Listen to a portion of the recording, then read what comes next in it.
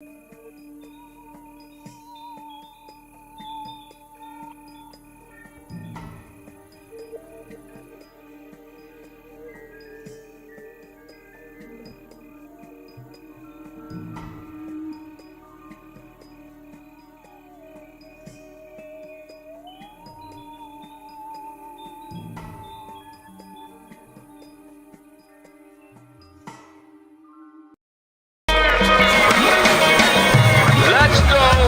Topic Thunder, it's Topic Thunder.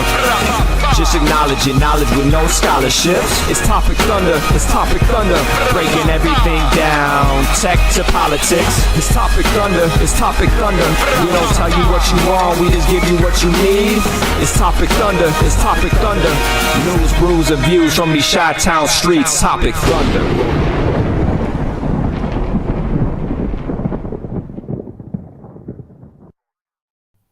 You heard the man, ladies and gentlemen. They call him Biz, and they call us Topic Thunder. Welcome in, ladies and gentlemen, to what we call the Internet Saloon. So belly on up as myself, Brooks, and Ben start slinging around shots of information and conversation. We're still working on that. That is not completely evolved. Slinging around. I like slinging around shots of information. I like that. It wouldn't fit and look good on a business card, maybe. No. Well, let's be honest. Nothing that we do here would be good on a business card.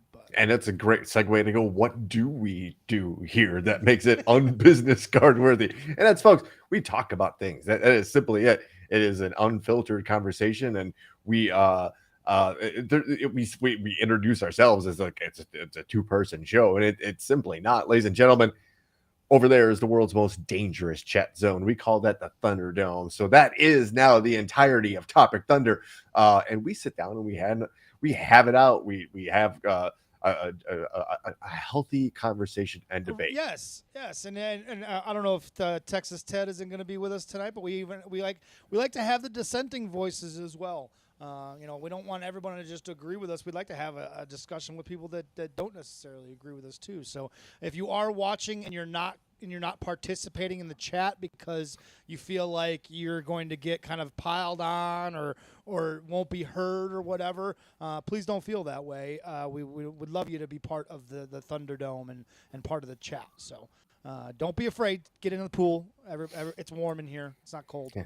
And it's like a jacuzzi warm. And we won't spend too much time, but for the next roughly 80 minutes, maybe we're going to bend your ear, maybe provoke some thought. And, well, folks, we like to open every show with a little libation.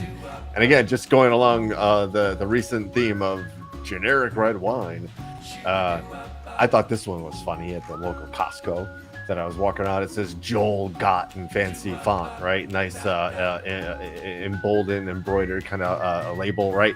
But the name of the barrel or the vintage is 815. So a shout out to our friends of the 815 area code, which if you know anything about talk radio in Chicago, you are generally going to put somebody on from the 815. Just because it generally is going to be an outlandish opinion. So no, it's the northwest suburbs. I grew up in the 815. It is anything south of I-80 also has the 815. Oh, do they have that now? Okay. Oh, no, not now. It's always been out. Oh, yeah. Yeah. Okay, gotcha. 815 was kind of like area codes are weird, right? Like why I mean, I guess like certain cities but like why did 815 exist in two very extreme parts of the Chicago metropolitan area? Like we couldn't get any farther away from each other in Illinois outside of the state where Ben and I grew up. So another 815, Ryan Hansen at 81. Just a shout out to everybody. I saw that Ma Jordan was the first into the Thunderdome. So a member of the VIP club, the very important parents club. Surely Dad Brooks is not far behind. He's lurking. He's just grabbing a Tisky right now to celebrate right now. But I guess there's never a clever way to introduce the world's most cleverly named segment. Headlines. Hi. That's what we spent a lot of time and money thinking about. Headlines. So here we go, folks. You've probably seen this, and it's gotten a bunch of cockles up and hair up in certain segments of your online friends and whatnot. But Headline: COVID-19 likely came from a lab leak in China, Department of Energy says in report. Okay, well, let's get into it, right? I don't know that it's a good headline. It is a really good headline because it got me. I'll be honest with you, because I saw the headline and before totally reading the article itself, I sent it to you and went, holy shit! Because if this headline was as accurate as it seems to be on its surface, this would be maybe the biggest story of our lifetime. Maybe, I don't know. Maybe that's overblowing it a little bit. There's been so many, right? But yeah, it is not what the headline says. So let's get into it first, and then we can kind of backtrack and cover it more in depth here. So this was published from our friends and colleagues at KMOV4. It's a CBS affiliate. And the Department of Energy said in a new report that the COVID-19 pandemic most likely came from a laboratory leak in China. A senior U.S. intelligence official told the Wall Street Journal that the new information caused the department to make an updated low confidence assessment. This is where it starts to get weird, right? Because now I'm not an intelligence expert, although I play one on the internet. U.S. government officials have been divided over whether the pandemic was caused by Chinese lab leak or emerged naturally from the wild. Intelligence agencies can make assessments with either low, medium, or high confidence, CNN reported. A low confidence assessment generally means that the information obtained is not reliable enough or that there isn't enough information to strengthen the assessment. So they never really made this clear, but what it seems that they went from like no confidence to low confidence. This is where it gets murky, right? Yeah. This classification. So we're going to go in a little bit further because, and I have an adjacent article where NPR actually reached out to, I don't know, somebody who actually knows what the fuck they're talking about. Right, like reporters are supposed to do. Right. In a report declassified in 2021, it was revealed that 4 agencies in the intelligence community made low confidence assessments that the virus likely jumped from animals to humans naturally in the wild, while one assessed with moderate confidence that the virus was likely of a laboratory accident. So that gets a little clarification right there, is that they moved down their confidence in it being in the wild to low. From moderate. They jumped gears down a little bit, right? Yeah. But still, really interesting because not everybody agrees, and we're gonna jump to the next article from our good friends at NPR. Yeah, real quick, and I might be jumping on this because I haven't read the next article yet or not, but I did hear a quote from someone, and I don't know who he is with the FBI, but he's with the FBI and is speaking on behalf of the FBI in an interview. The FBI also believes in the lab leak theory. So they're not the only government. I found that interesting that the FBI does subscribe to the theory, at least in this guy's opinion, or what he's saying. Speaking on behalf of the FBI, is that the FBI, because it was done in context of a story that was being done about China and their threat to our national security, and that they haven't been very forthcoming with information regarding the origins of COVID, the information that they have regarding it, and so the FBI this guy said that the FBI believes that it started as a lab leak, and obviously this energy, at least even in low confidence, is willing to put its neck on the line. I mean, saying this at all, is kind of putting your balls on the line a little bit, so. There's got to be something there, or I don't know. I guess let's see if this next article, but maybe you can clarify for me before we jump into this. The next article, excuse me, actually does a pretty decent job of, but we're going to have to jump around a little bit on this one. Got it. From our good friends at NPR. We're just going to jump right around, okay? To the paragraph where it says the agency based its conclusion. This is the Department of Energy, the agency, a conclusion on classified evidence that isn't available to the public. According to the federal government, low confidence mean information used in the analysis is scant, questionable, fragmented, or that solid analytical conclusions cannot be inferred from the information. They're referring to it came out naturally to that theory. That is from an animal. Okay. So they have low confidence in that theory. The article goes on. At this point, the U.S. intelligence community still has no consensus about the origin of SARS-CoV-2. 4 of the 8 intelligence agencies lean towards a natural origin for the virus with low confidence, while 2 of them, the Department of Energy and the FBI, support a lab origin, with the FBI having a moderate confidence about its conclusion. Okay. See, I did get ahead of myself, and I apologize. No, and I think it's also really, we have to put this into perspective here, in that, like, nobody's sure. Nobody's 100% sure. So maybe some new stuff came out that lean one way or the other, and one intelligence agency like said, "Oh, we got some new shit. We're gonna bump that to a moderate," which is like that's pretty extreme. If you have 3 levels and you move 1 tier up, that's pretty extreme to me. Right.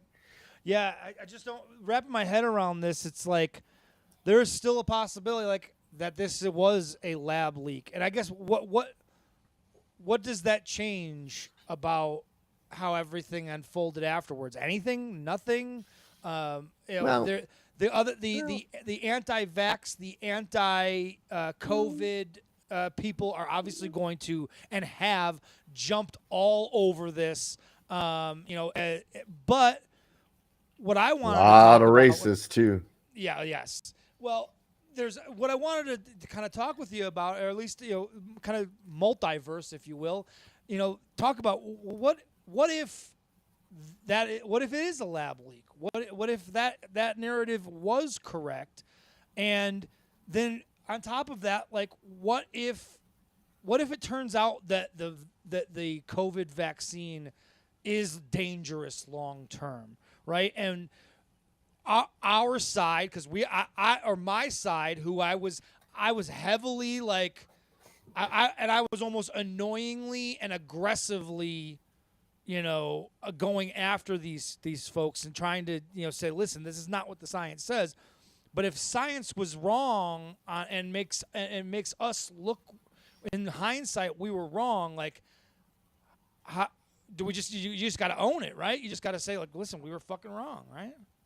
Let me also say that it is probably hold on, I have to clear my throat. Yeah, you have all right. Let me also clarify that it's really tough, more than likely, to get really solid data and evidence out of China, especially regarding something like this. Because from China's point of view, this is tantamount to a case of, like, liability, right? If it was a lab leak, China kind of has a lot of egg on its face, and people are gonna be like, "Well, wait a minute, your leak, your accident, which these things killed 6.8 million people, right? 7 million people are dead. We have to have a conversation. If it came from, like they were saying, the wet markets or the animals in cages, which we're still not done with this article, so there's more to this. Yeah. That takes a little heat off of them, right? So there's also that perspective that China could be releasing information that they to lead a narrative a certain direction, as opposed to other things they might know. And good luck trying to find somebody that worked at that lab that's alive anymore, to be honest with you. Yeah, no shit, huh? Yeah, a whole new bunch of employees kind of came through that place now, I'm sure. But that's another story, or not. Uh, they mention the head of the FBI. His name is Christopher Wray.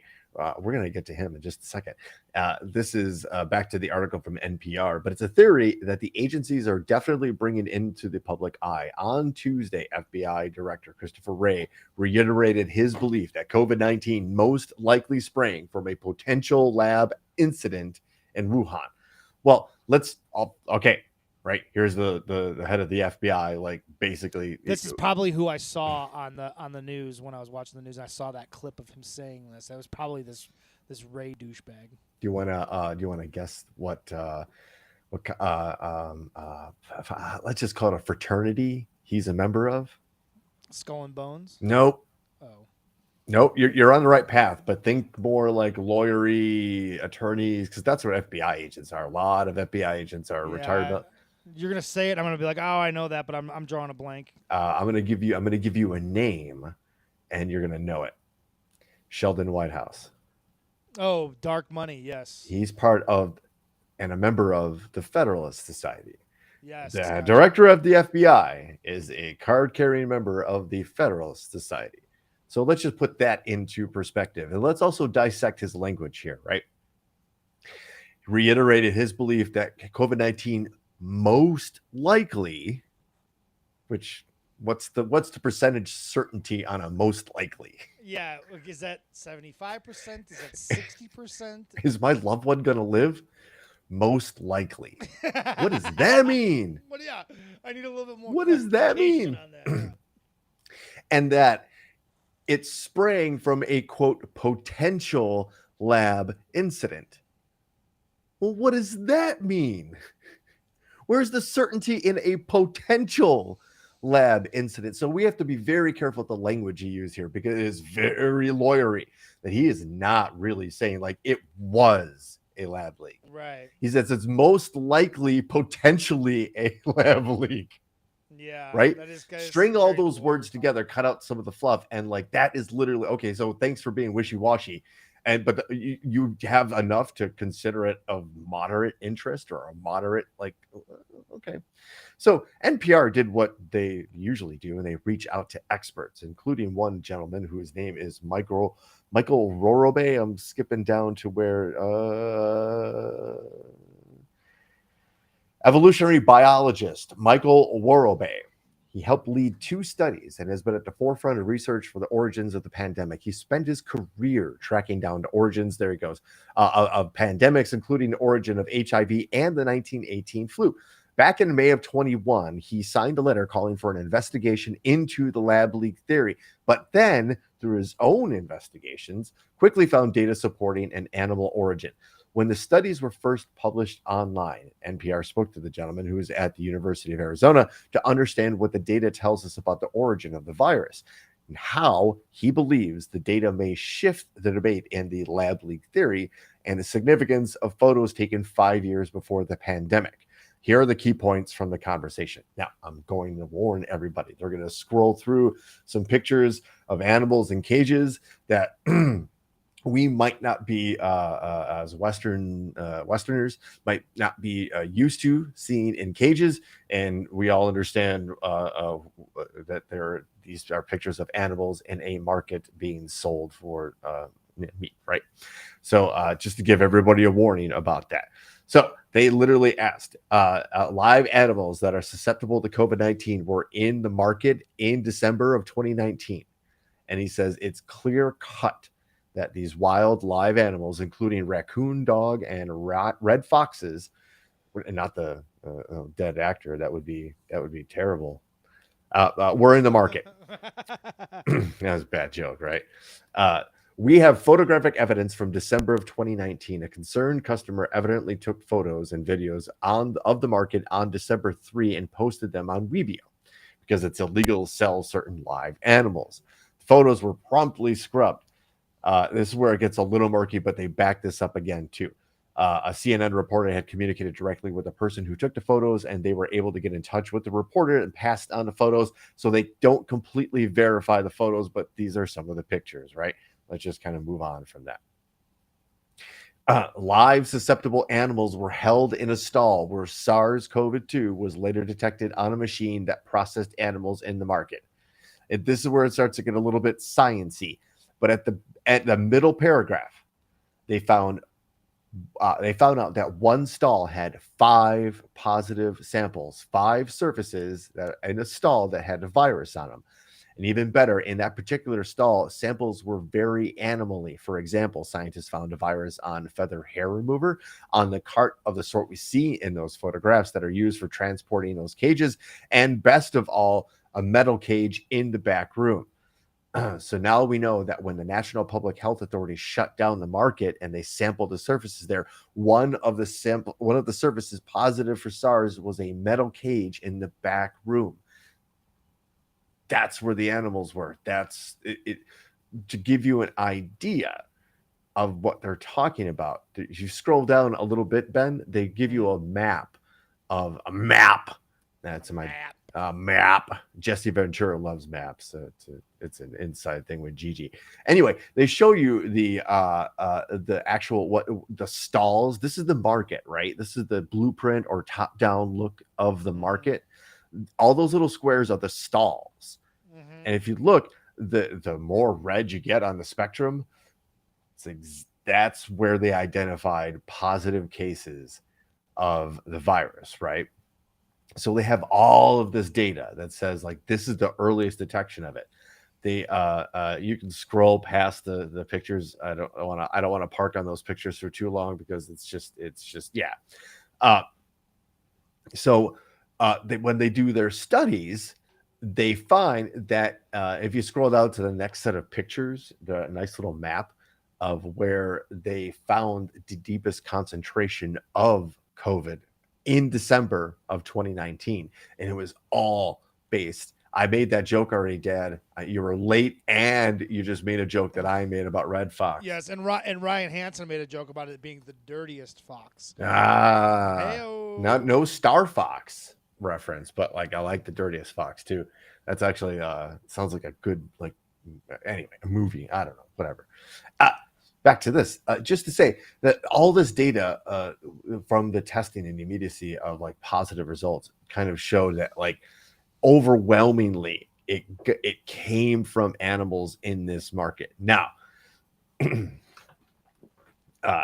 that's not to say that a human didn't bring it to the market, but in a lab, this is why 4 of 8 intelligence agencies disagree.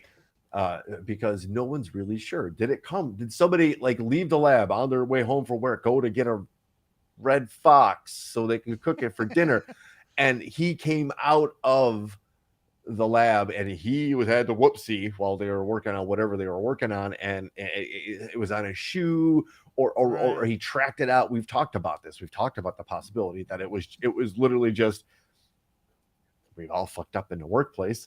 Some people's workplaces are a little more important than others, a little more dangerous than others, right?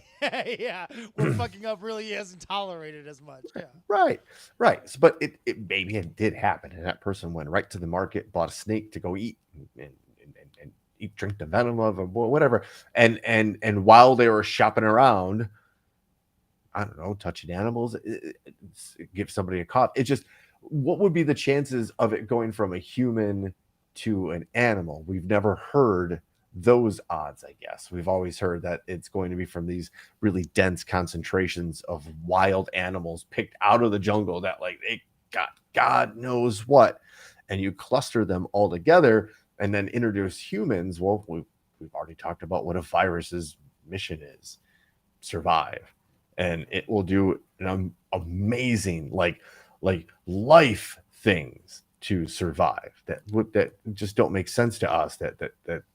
That's its sole purpose. We like to have a nice car. We don't have a family. We like to have Funko Pops and Probert shirts and Captain America shields, right? The virus has got no time for that frivolous shit, right? It's like survive. So it's I guess the moral of the stories here is that nobody's really sure yet. Yes. So we should be very careful until we get, again, we're never going to get the truth out of China. So right then and there kind of prevents us from really knowing what happened. Nobody had immediate access to what they were doing and what was going on there. They kicked everybody out. They were on lockdown. That whole city of like 26 million people just like shut down. So it's tough to say one way or the other. And again, the 4 of 8 intelligence agencies really don't know. But so that's that. So to kind of put a bow on this a little bit too, to go back to the headline, the original headline is, as we now know, quite misleading. But it was what was shared and blasted out from your favorite conservative, right-wing, anti-vax, anti-COVID person on your social media. They blasted that headline everywhere. And it reminds me of another recent story, one that we haven't really covered much, but I don't want to drift too far away, but I think the two things are parallel and it's worth a discussion, is more recently the Hunter Biden laptop story, right? The latest story where his lawyers called for an investigation into the spreading of what that person thought was Hunter Biden's laptop, right? And all of those same people were Hunter, and to the point where Joe Rogan is on, and Kyle Kuklinski, who's a kind of a liberal guy. I just saw them. Both of them got duped by the headlines and not reading further and not understanding what that meant. The lawyers, Hunter Biden's lawyers, never admitted that the laptop exists.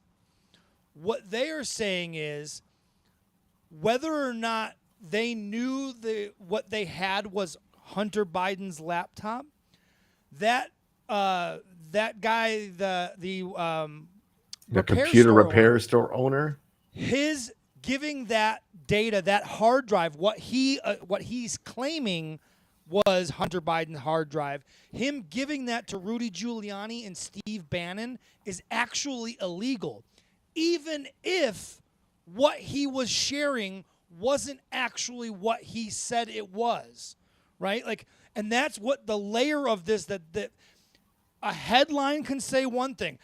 Hunter Biden's lawyers say laptop is real. No, what they're saying is that whatever that guy, there should be an investigation into Rudy Giuliani and Steve Bannon and this repair shop owner, all these people, because you cannot, if you think that someone has child porn on their or something incriminating on their hard drive, and you take that hard drive from them and you share that hard drive with anybody other than law enforcement, that's illegal. Well, that just, we know at least one intermediary set of hands got their hands on our hard drive. We don't know when it got into Giuliani's, and holy shit, just the fact that with everybody that Giuliani is attached to, that invalidates that as evidence, and good for Hunter Biden and his lawyers, because they're countersuing. And turns out that when you punch back against the bully, especially if they're like a corporation or a political movement or whatever, it tends to work out for you if you got the goods. But we're gonna get. I say that to just say it's dangerous to just go by the headline.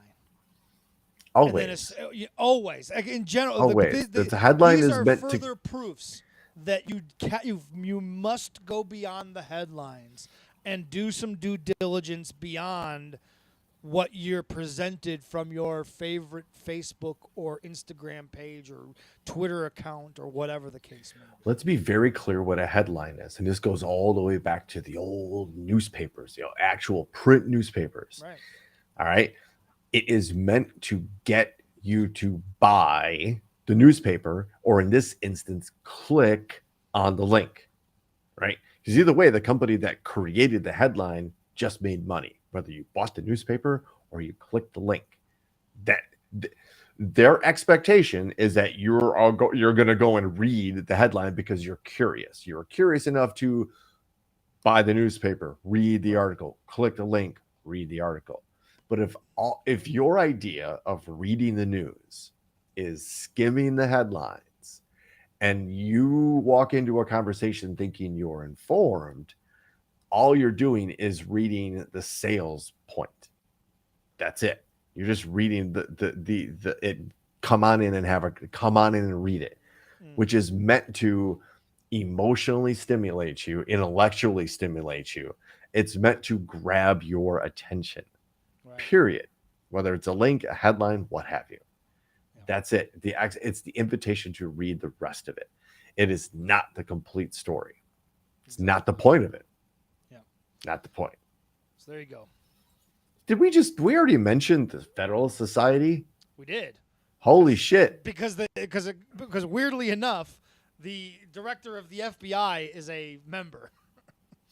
And we haven't given this story nearly enough light. No, my boy Leonard Leo. This is, again, my boy Sheldon Whitehouse. This is his fucking wheelhouse, man. And you know what? If we're looking for a liberal, I know he's a little on the old side too, but why are we not? We need to start talking about Sheldon Whitehouse as a legitimate Democratic candidate in 2024. I know he's way, way, way off the radar, but man, would it be awesome to have that guy at the base?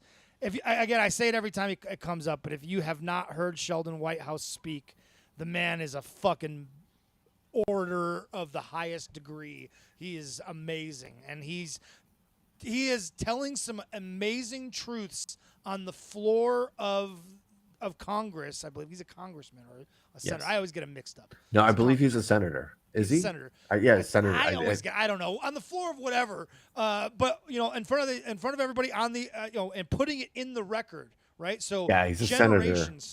There you go. Thank you. For the good state of Rhode Island. There you go.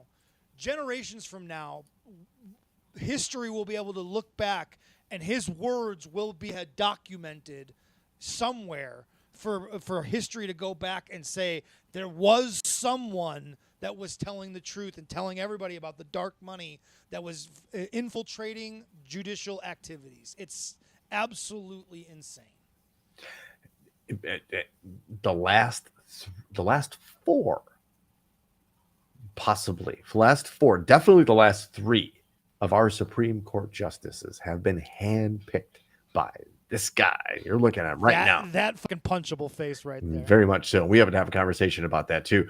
I also want to mention shout out to the chat room, to the world's most dangerous chat room, the Thunderdome. There was at one point a Big Trouble in Little China reference and a Seinfeld reference within 3 chat messages. So shout out, you know how to tickle my fancy, folks. Thanks. But let's go back to Mr. Leo, because again, if there's ever been somebody in the dark that is now being shown a very, very important light upon, it is this man, Leonard Leo, basically leader, chairman of the Federal Society, which is a ginormous group of lawyers and judges and law enforcement, like you said, Christopher Wray, the highest appointed law enforcement officer domestically in the United States, is a member of the society. And while we've talked about him before, many stories are leaking out now, and not necessarily leaking out, but they're coming out, shining a light on his personal life, which, generally when this happens, it means they want somebody to kind of move on, that you've served a purpose, right? But Leonard Leo apparently moved at least $43 million to a new firm he is leading, raising questions about how his conservative legal movement is funded. Leo's own personal wealth appeared to have ballooned as his fundraising prowess accelerates, since his efforts to cement the Supreme Court's conservative majority helped to bring about its decision to overturn abortion. Most recently, Leo reaped a $1.6 billion with a B dollar windfall from a single donor. Wow. Which is likely the biggest single political gift in U.S. history. Remember that when you keep hearing the names George Soros, right? And it's George Soros, and you don't hear the names like Sheldon Adelson. That's another very, very right wing, very wealthy political. And somebody gave this one dude 1.6 billion. And all he and what his job title? Huh. He's the Federalist Society Executive Vice President. And so for being that, he was gifted 1.6 billion dollars. B for like Brooks and Ben. That again, we can't wrap our heads around how much $1 billion is. You can't. It's a million millions. You can't. You can't imagine it, and you can't imagine the damage that somebody could do with it. Right. Imagine you had so much money that you could gift someone $1.6 billion.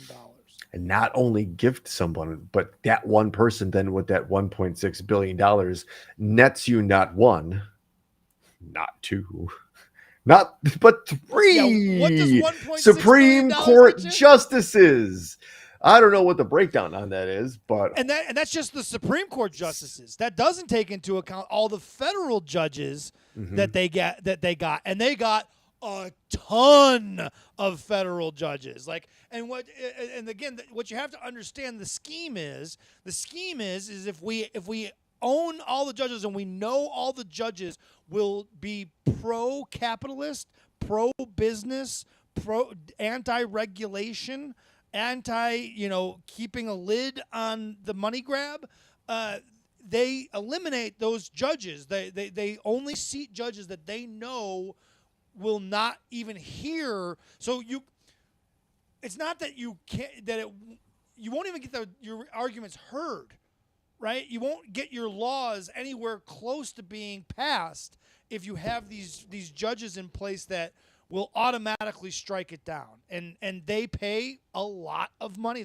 These donors, it matters. Like if you're going to pay somebody $1.6 billion to, you're doing that because you're making a hell of a lot more than that. That's an investment, and you want to protect the rest of that money.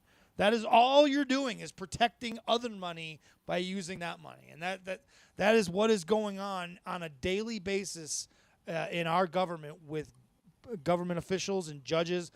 It has been happening under our nose for so long, and it's almost to the point, Brooks, unfortunately, where like the genie is out of the bottle. There's almost no going back. There's no stopping it. There's no rewinding it. There's no undoing it. Like, it's done. They won the game. They haven't won yet. It's their offense. Their offense is mounting. They've full on launched their attack, right? And man, in any war, like I just hope that we've got people on our side of this that support the Constitution, that support freedom in the truest sense of the word in that regard, and a better society for everybody. There's going to be a fight. There's just going to be a fight. There has to be. Like we're sizing up for some weird, odd civil war. Don't. Our good friend MTG is already out there calling for that. I want to go over. I just Googled a list of Federalist Society members. Let me throw some of these names at you and tell me if you've heard these before. Okay. Supreme Court Justice Samuel Alito. Oh, a Supreme Court Justice. Supreme Court Justice Clarence Thomas. Oh, another one. Perfect. Supreme Court Justice Neil Gorsuch. Oh, that's three now. Supreme Court Justice Brett Kavanaugh. Son of a bitch. How many Supreme Court Justices? Supreme Court Justice Amy Coney Barrett. What the fuck? Senator Ted Cruz of Texas. Of course he is. God Senator Josh Hawley of Mississippi. These are all the worst people. They're all the worst people. The worst people. They are the worst of the worst. Former Supreme Court Justice Anton Scalia, who was the worst. You think Alito's bad? Alito was like Scalia's protege. Right? Former U.S. Attorney John Ashcroft. Remember that name? Mm-hmm. I do. Former long time U.S. Senator Orrin Hatch. That guy's old as fuck. Too. That guy, well, I mean, and Or he's his dead bones now, are right? even older right now. yeah. But he was always known to be like the oldest. I mean, he was old back in the 70s, and he was still serving in like the 90s, if I remember correctly. Yeah. Do you remember the name Ken Starr? Yes, the prosecutor for Bill Clinton. Also, former president of Baylor University, and under his watch, they had an awful scandal that he just was whitewashed up and paid a lot of money to go away. Scandals. Baylor, there's a whole fucking documentary. Oh, yeah. If you haven't seen it, it's Showtime has it, I believe. They not only did they have the football team covering up rapes and all kinds of shenanigans from the football team, but the basketball team fucking covered up a murder. A fucking murder. Well, I mean, that president was the president overseeing all of it. Again, member of the Federalist Society. These are all really solid people. They're awesome. The people you want to hang out with that understand what it's like to live life as one of the common folk.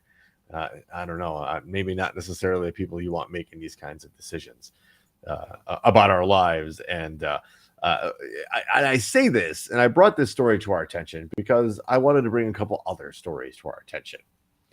Specifically, what happens when we put these horrible people in positions to make decisions about everybody. Told you guys. Ladies and gentlemen. You. Oh, just leave it up to the states. Just turn over to the states. We have the former head of the Florida GOP, the whole Republican Party of Florida. This is the former head, and now I believe he's a senator in the Florida state government. Has filed the ultimate cancel act. Senator Blaise Inguglia would require the state's division of elections to immediate cancel the filings of any political party whose platform had, quote, previously advocated for or been in support of slavery or involuntary servitude. What does that mean? He's literally going back to the time of the Civil War. Oh, this is my least favorite.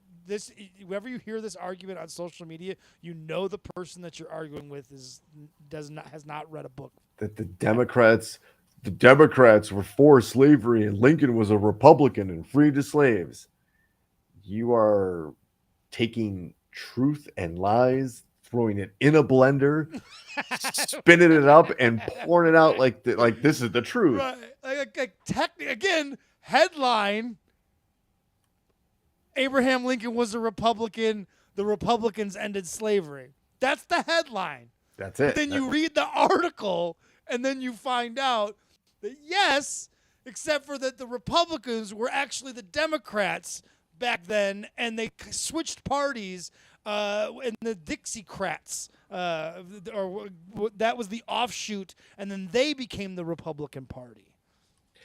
And let's be very clear. This bill would disenfranchise, according to this article from our good friends at NBC News. I've heard of them. The bill would disenfranchise 5 million voters. And basically, I mean, look, this is a page right out of Nazism. Because this is something that they did. They stripped people of the right to vote, their political opponents. They wrote laws to strip their political opponents of the right to vote. And sooner than later, 5 to 7 years later, those people were also being shipped on the trains to terrible places to meet their unfortunate demise.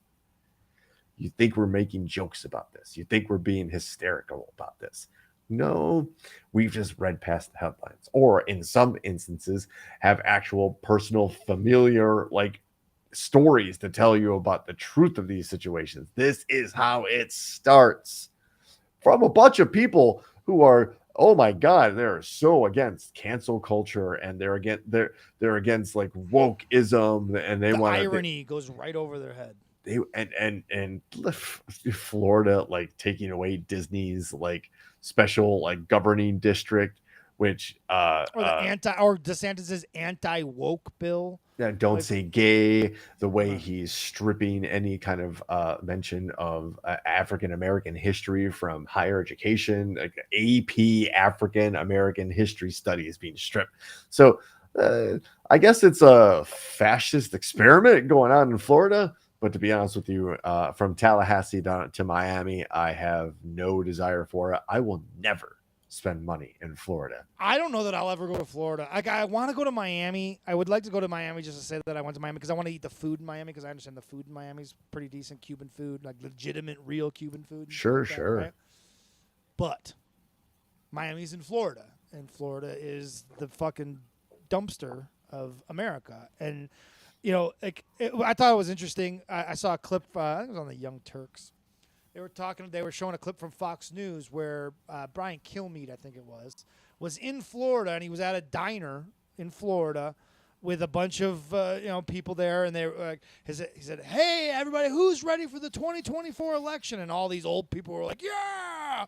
And then he like live on the air took his microphone around, and he was like, "All right, so who will you be voting for? Who do you want to see be the Republican candidate?" All of them, Brooks. All of them said Trump. One person said DeSantis. More people said Nikki Haley than Ron DeSantis in that room. Even the woman wearing a Ron DeSantis shirt, they went up to her and were like, "Obviously, you're in support of DeSantis." I swear to God, Brooks, it was awesome. She goes, "Well, yeah, but I'm not really sold on him, either him or Trump." Yeah, every single person said Trump or Trump and someone. And DeSantis only got one person. So this idea that this was in Florida. Trump's still the man of the Republican Party, at least among the electorate. You know, the officials, the higher ups, the Mitch McConnells of the world would probably love to see Donald Trump go away.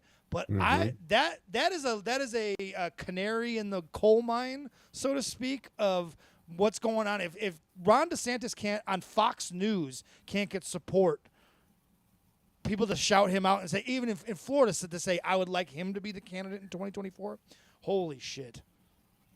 It's going to be, for as much as the Democrats are not necessarily in disarray, but there is no clear cut like acceptable candidate that everybody can agree on either side. Pardon me if I'm stretching this a little oddly, but it almost seems like there's some anxiety about the conversation on the Democratic side. Like, okay, who's our person? Sure. On the other side of that coin, it seems like the various tribes and factions of the Republican Party are sharpening spears. And they're like, there is no time for conversation, or this will be settled. Like Rudy Giuliani famously stated live on the air, this will be settled by combat. He said it. That would Google be great. it. Yeah, Google that'd it. be great. They're gonna. But by the way, the idea of Nikki Haley being the president of the United States is almost so absurd, but also not totally out of the realm of possibility. Because she's going to present herself as like, I'm different, but I'm a little younger. I'm not an old man. Yep. I'm a little more restrained than just full blown MAGA, but I believe in the tenets of MAGA, which tell me what those are. I'd like to hear them too. The tenets of MAGA. Coming to you live and in person. That's the name of our band. The tenants of MAGA. The house band, the tenants of MAGA. That is. We're gonna throw it. We're gonna throw it to our house band when we go for like a smoke break or a wine refill break. Let's just skip these next two stories here and jump into this one, and we'll dive into that Fox one and go kind of cleanse our palate at the end of the show right into the lightning round, which is police heavy. It's po heavy. Oh, all right. So I came across on the Twitter what's left of what was once a peaceful place. Somebody did AI representation to give each one of our presidents mullets. So as we start with number 1, George Washington, we're just gonna kind of scroll, kind of clear a little bit. Full blown MAGA is like, yeah, we don't even want to say that. It's just like the tenets of MAGA. I believe that's gonna be what? That's John Adams. John Adams, yep. That's Thomas Jefferson right there, ladies and gentlemen. That one's not bad at all. Like you can see these dudes as band members. This is going to be James Madison, ladies and gentlemen. He does look like an 80s rocker. A drummer, though. A drummer, yes. Keyboardist. Or keyboardist, yeah. He's not getting like he's not getting first choice. He's not even getting second choice because it's between the lead guitarist and the lead singer that they're going to get the prime candidates, right? And the next up is probably going to be the bassist because like, oh, you play guitar? Like, yeah, I play guitar. And so ladies and gentlemen, that is James Monroe right there. That's pretty wicked. Like the sideburn into the mullet look. Yes, the sideburn with the flow with the wavy mullet is a good look. John Quincy Adams. Oh, look at that. That's dedication right there. That guy is the lead guitarist in the band. Of like a weird like metal AC/DC, punk yes. prog rock experiment. A metal punk prog rock. Go figure it out. He did. Up next, Andrew Jackson. That guy's a fucking this guy asshole. looks like a serial killer. Yeah, well, he kind of was. Martin Van Buren, ladies and gentlemen, looking like Bono. He looks like Bono. He does look like Bono. Fuck. All right. Well, then, hey, look at William. Oh, this Henry guy right Harrison. here. This guy is the lead Heart singer throb. of the band. Yes. Oh yeah, this guy's got 100% the lead singer. Ooh, oh man, this next one is even better too. John Tyler, ladies and gentlemen. Wow. This guy, he plays keyboards for sure, right? He doesn't care that he's like third or fourth in line. He's elitist anyway. But he's also slaying the poontang. Oh yeah. Slaying it. He's legendary, right? Like legendary. Yeah. This next one too. Founding Fathers, Revolutionaries, or Muskets. Muskets is good. James K. Polk, ladies and gentlemen. This is the roadie. This is the guy that tunes the guitars for the band. Looks a little bit like David Tennant there, like an older David Tennant with the hair and everything. That's a Doctor Who reference. Zachary Taylor checking in here, ladies and gentlemen. This guy. Whoa. This guy. Yes. Look at the deep lines of like he's been there before. All you young punks, like you talk about your women, you talk about your drugs. I've done it 3 times over. Millard Fillmore looking exactly like somebody named Millard Fillmore. Yes. That is exactly. If I didn't know his name, I would say his name was Millard. Salty about it, even in his advanced age, and he's probably 32 in that picture. Oh man! Oh, God. Franklin another Pierce. Lead singer. There's another lead singer candidate. Or he's like Joe Satriani. He's like one of those guitar virtuosos. Sure. There's maybe like a Geddy Lee vibe going on in there too from Rush. But Franklin Pierce there checking in. James Buchanan, absolutely rocking the Mad Max look right there. That's the bass player, right? He's the bass player. Yeah, that guy. I could see that, just rocking solid 4-string bass, just like staying on the top line. Again, Abraham Lincoln, ladies and gentlemen. I've heard of this guy. He's the songwriter. Like he's the guy that he's the road agent. He's like the manager. He's the band's manager. I could see the manager. I could see manager. I could see songwriter too, but he can't sing for shit, so he just has to sell his songs to everybody else. Exactly. Andrew Johnson. He's out. Doesn't move the needle. Ulysses S. Grant, also again looking like Bono, but props for that curl. Yeah. Although he doesn't make the band either. Sorry. No. Rutherford B. Hayes is just a solo artist. Yeah, he is a solo artist who sometimes plays with the band. Like he had like a one hit that he played with the band, and so he's like an honorary member of the band. Dedicated following, but like he just goes on tour. It's the Rutherford B. Hayes band, and it's just a bunch of studio musicians. They're making money, they're having fun, they're going out, but they're not playing. They're not playing Detroit. They're playing Poughkeepsie. Rutherford B. Hazel. This is James A. Garfield. He's the business manager. That is the record executive. He's the record executive. This guy's the roadie. Chester A. Arthur is like the roadie equipment guy, like guitar tech, sound check guy. He's out there checking the and he's drum been with tech the band forever, like from the he's beginning. One of the original guys, like he's he's a legendary partier, right? Like he's the guy that's done all the drugs, and you go up to him and you're like, "Hey man, what's this drug?" And he's like, "Oh, this is what it does." Yeah. Look, a really quick aside.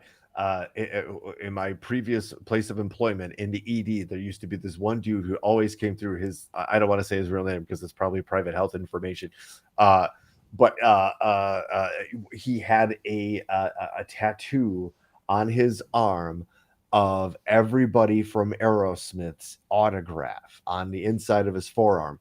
And the story goes, and he'll tell you it once you're x-raying him, because he's just you have no choice but to hear these stories. Because he had all of them sign it, and then he went right to a tattoo artist and over the signature. That's cool. That is Chester A. Also, Arthur. Chester A. Arthur does refer to everyone as brother. Bro, that's it. And also, the guy that plays Kenny Powers also plays Chester A. Arthur in the movie about absolutely 100%. Danny McBride, that's his name. Yeah. That is Danny McBride. Grover Cleveland. Okay, he's another of the record executives. He is definitely in the C-suite. That is for sure. With that suit just alone right there. Benjamin Harrison. I'm thinking like audio guy, like old school crotchety audio guy. Yes, Ed Schumann. Ed Schumann reference the Thunderdome is alive with obscure references. This guy does look like the audio tech, right? He smokes cigarettes, and he's always, he's at the board adjusting the levels. Yeah, can you do it for me one more time? Like, that's this guy. Yes, 100%. Grover Cleveland again. Yes, he's grown. He's back. William McKinley. Whoa! Hold on. This is a whole different band, and he is definitely the lead singer of, like, they are definitely like a prog rock, very experimental. This guy has psychedelic. He's got some Maynard James Keenan vibes about him. For sure, absolutely. He just looks like not a pleasant person to talk to. Exactly. If you don't know He's him. an asshole, but he can sing his ass off, and so everybody respects him. Yes. Exactly. Whoa. Theodore Roosevelt. Let's just immediately recognize the fur extra lapel on that jacket, and just right there, you've won, sir. But amazing. that is a hell of a beard. William Howard Taft, also a record executive, like a rival.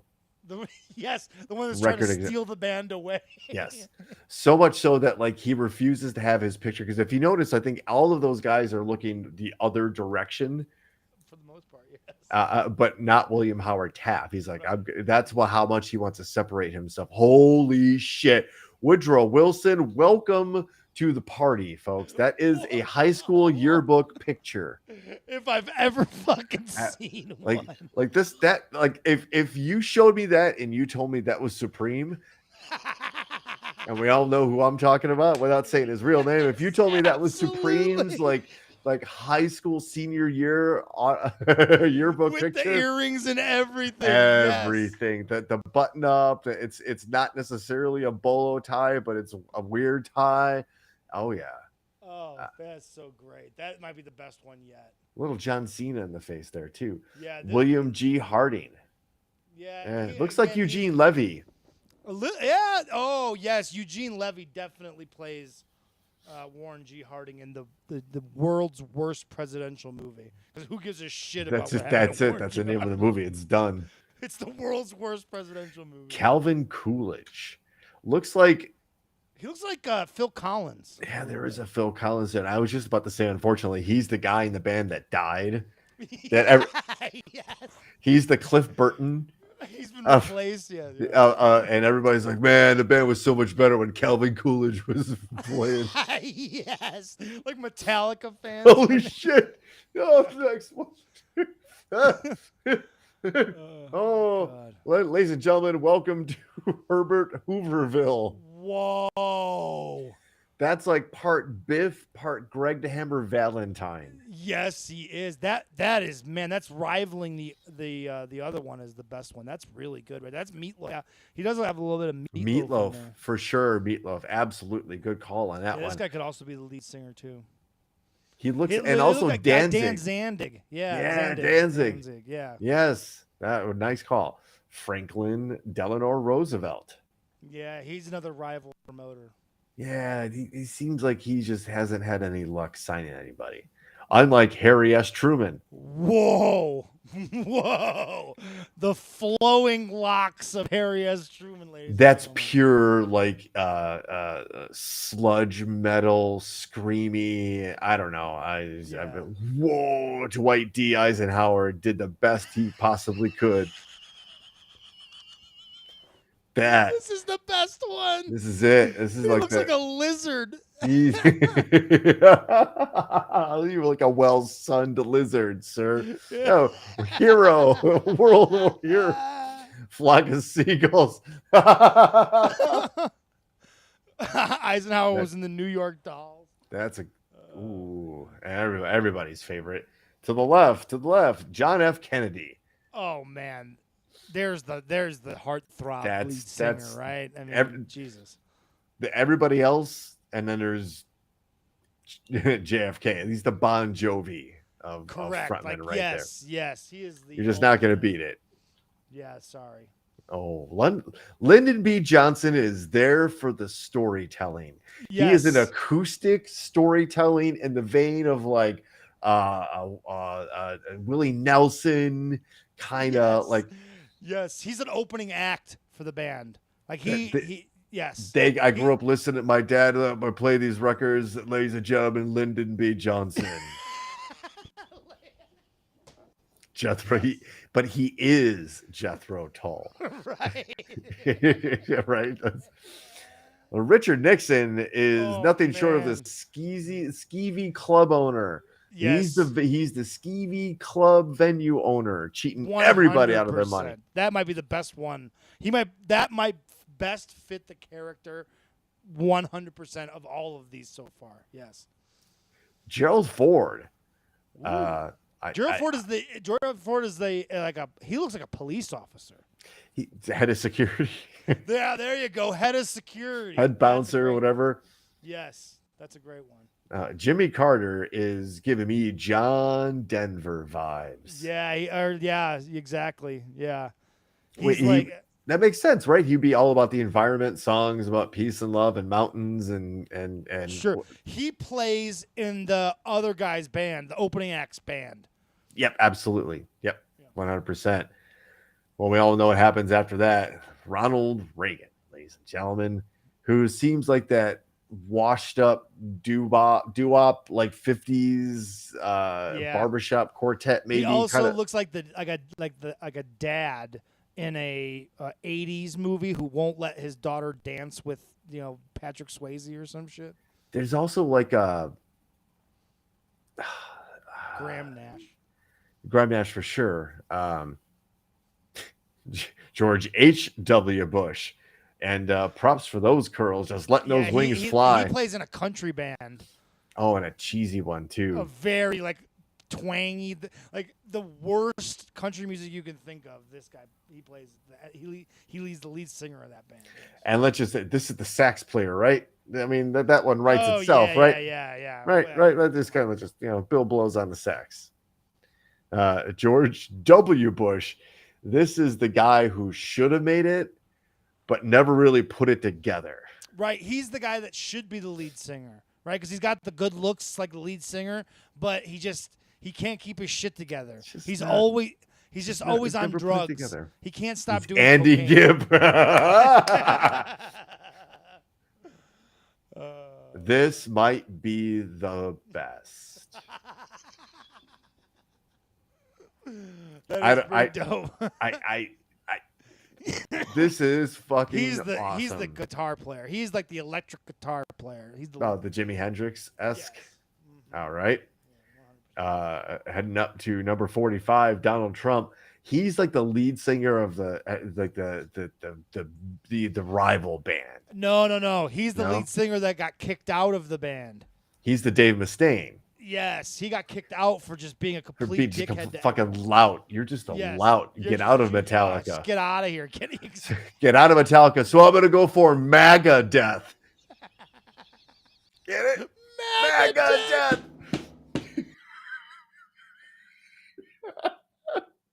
There it is. There's last Dave but not Mustaine. least, And I don't know. I don't know if you get any better than this. This is pure. that might be the best of them all. This is David Bowie at his finest. Like you can't touch that. Sorry. He is the rock legend, right? Like he's just like the Mick Jagger of it all. Yeah. Like you don't invite him to sing with you. He just walks into your studio and you're like, holy yeah. He just walks up on stage. Yeah. Ricky, there is some Ricky Morton in there for sure. 100%. A lot of Ricky Morton in there. A lot of Ricky Morton. And I can see this is a comic book reference, but like a Sabretooth kind of vibe. Like there is with the mustache. Yes. if you grew that mustache out, like, oh, you got a Sabretooth right there. But ladies and gentlemen, yeah, just the good parts of Twitter, or whatever's kind of left of Twitter. Twitter's do you want to? I can't believe it's still around. It is, and kind of, I guess, almost has been the digital battleground of things. Do we want to do this next story? Do we want to kind of put this one on pause and pending further we are information? an hour 6 in already, but we can't let this one slide. We got to come back next week and talk about this. So we will, because it is important to talk about. We will. We're going to put a couple things. Yeah, we drifted a little bit, and I apologize. That's on me for that. That's the point of the show, folks. But I do want to show you guys. I do want to run right from. This is a great transition. Mullets to Geraldine. Came across this one on the old internets, and apparently it looks like Geraldine is like an emotional support animal that tours hospitals. But Geraldine has a very particular bark, howl, and here's 33 seconds of just multi-dimensional bliss. Hi, Geraldine. Oh.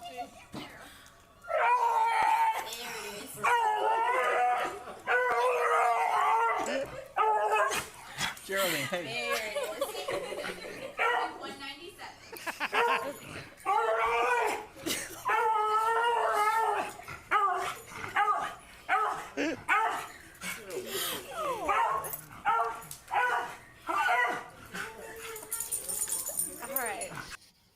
Amazing. I love someone took the time to edit that together like that is amazing.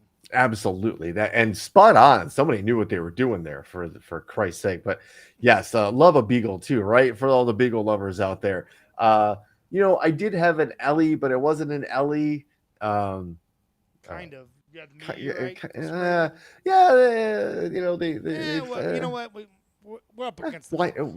I haven't eaten yet, and I am starving. Let's get right to it, ladies and gentlemen.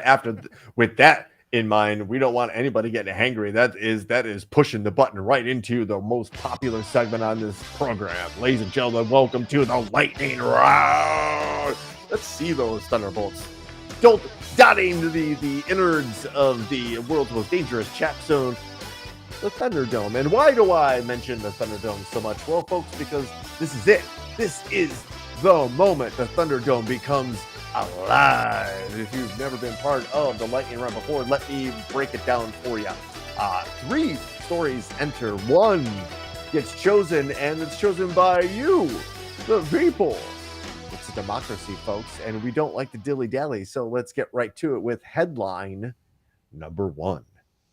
Police warn locals not to approach man in Cookie Monster costume terrorizing seaside area. Lead with a strong foot. Headline number 2. Officers chase stolen cement truck as contents spill onto I-20. And sent to us by longtime friend, longtime listener, Mr. Tipton Moscow, as the link just reset itself here. It's a fantastic bit of timing. Headline number 3, police found the missing skull of a murdered socialite in a pot of soup. What? So, folks, that's the lightning round, and it is meant to jar you. It is meant to make you think and make you exactly say what Ben just did. What? What? Like, what the fuck? So, folks, You found a skull in a pot of soup? I mean, where do you keep your skulls? And okay, hit me with them again because number 1 was good. Oh yeah, I can't get enough of my own Yeah, voice. I got Christmas Cookie Monster. That's Right? great. What are we talking about here? And That's a this tough isn't one. headline number 1. This is the refresh, ladies and gentlemen, as we eagerly await Ryan Hansen's remix of the headlines. Headline number 1. Police warned locals not to approach man in Cookie Monster costume terrorizing seaside area. Headline number 2. Officers chase stolen cement truck as contents spill onto I-20. And headline number 3. Police found missing skull of a murdered socialite in a pot of soup.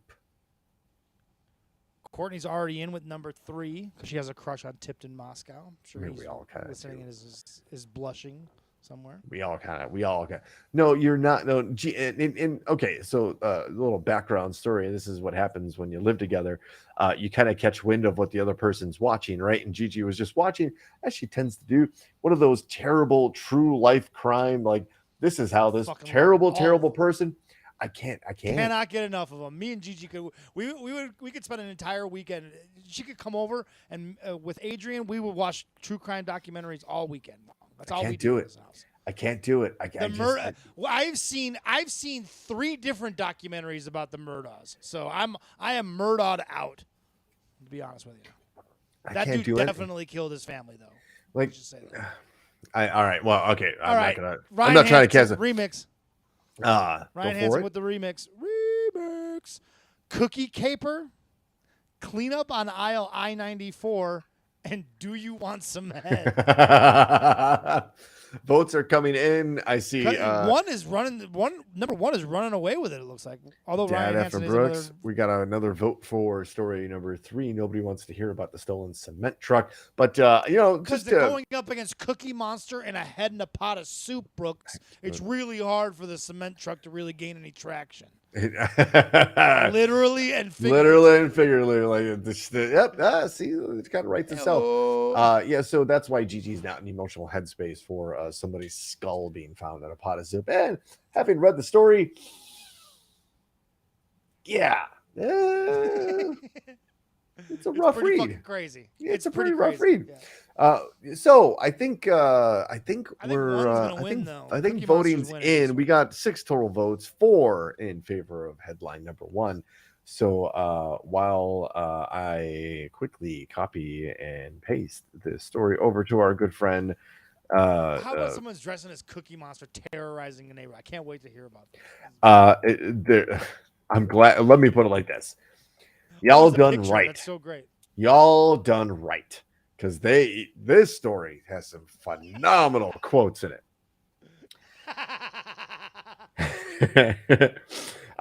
Thanks to our good friends at ibc.co.uk. Headline again: police warned locals not to approach man in Cookie Monster costume terrorizing seaside area. This was from February 23rd of this year. Look at that guy. Police have warned locals not to engage a man walking around dressed as the Cookie Monster who has been terrorizing a seaside area in California. The man, who wears a costume of the beloved Sesame Street character, has reportedly been creeping out visitors to the Santa Cruz Wharf, bothering them and aggressively yelling. One visitor to the popular tourist destination said, quote, "It's the creepy monster, not the Cookie Monster." Oh, if you thought that was a good quote, I got something for you later. One person who works locally said he turned up the day Sesame Street creator Lloyd Morissette died in January this year. Local outlet KSBW reported hello. Mark said, "I saw him on a day Sesame Street creator died. Like I told you, he was sad about that. He kept showing up and started complaining, and people started complaining about him. Joyce Blackshee of the Santa Cruz Police Department said, "We are getting calls from people who said he is, quote, creepy." This is where it gets interesting. This is a quote. This is where it gets interesting. This is where it gets really interesting. This is a quote from the police. "Based on his history, we advise the public to not engage with this individual. Steer clear from him." What is? Yeah. You know who this is? How do you know who it is? You know who, he's wearing a based on cookie his you know who this is? Police have said the man has faced criminal charges in other parts of the United States, but didn't provide any further details. Shouldn't they provide Why those not? further details? Yeah. What the fuck? One person reported that he has been getting in other visitors' faces. They have received several calls about the Cookie Monster, but the man hasn't committed any crimes, so he can't be arrested. Quote, "At first glance, it just seemed like maybe it would be fun to do a selfie with him, but we were away from him and we went back to the wharf by the deadlines, and that's when we saw him coming out, making a commotion and getting in people's faces." Imagine a big fuzzy finger with that man purse like around his neck, his satchel, coming up to you. The problem is, like, nobody's telling me what this dude's saying. I really want to know what he's saying. Yeah, exactly. What is he saying to people? Yeah. Just gibberish or what? The man behind the Cookie Monster mask has reportedly been named as Adam Sandler, but not any relation to the Hollywood actor. Shut up. Mr. Sandler, 59, has a history of causing trouble in costumes, according to police.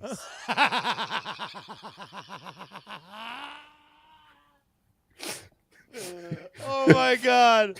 In the mid Amazing. 2010s, Mr. Sandler would dress up as Elmo in San Francisco and shout at tourists who wouldn't give him a tip when they took a photo with him, thus earning the name Evil Elmo. He was eventually arrested and banned from the Fisherman's Wharf and of the other piers in the city. Mr. Sandler has a history of causing trouble across the U.S. Tell me more. Tell me more. LA Police Detective Jeannie Franco said in 2016, "This guy is like a national nuisance." A business owner in LA said, quote, "I would like to see him get some kind of help.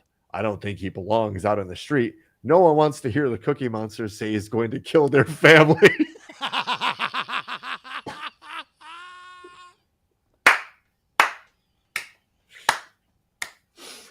Cookie, to slit your throat. I eat your kid. Give me money. This guy is a national treasure. He's not. This is a national treasure, ladies and gentlemen. And with that, hey, folks, we promised you 80 solid minutes, and right now we're at 78. So, hey, ladies and gentlemen, that was Topic Thunder for this March 1st, 2023. That was a good show, folks. So thanks for participating. As always, if you're watching on Twitch, you're watching on the YouTubes, you're watching on the Facebooks, or wherever else you're watching from Alpha Centauri. Cool. Thanks for participating in the world's most dangerous chat zone, the Thunderdome. And that's what we do every Wednesday here, 7 p.m. Central Standard Time. We have ourselves a ruckus good time, and laugh and cry and talk and cheer and vote, which is just America, I guess, here. So thanks we invented a band based on pictures of presidents with mullets. That's what we did tonight. It just organically happened, folks. So thanks for participating. This wouldn't be anything. It'd be two angry guys yelling at clouds at this point without you guys. So thanks from the USS Rapapa. This has been Topic Thunder. Thanks for playing along, folks.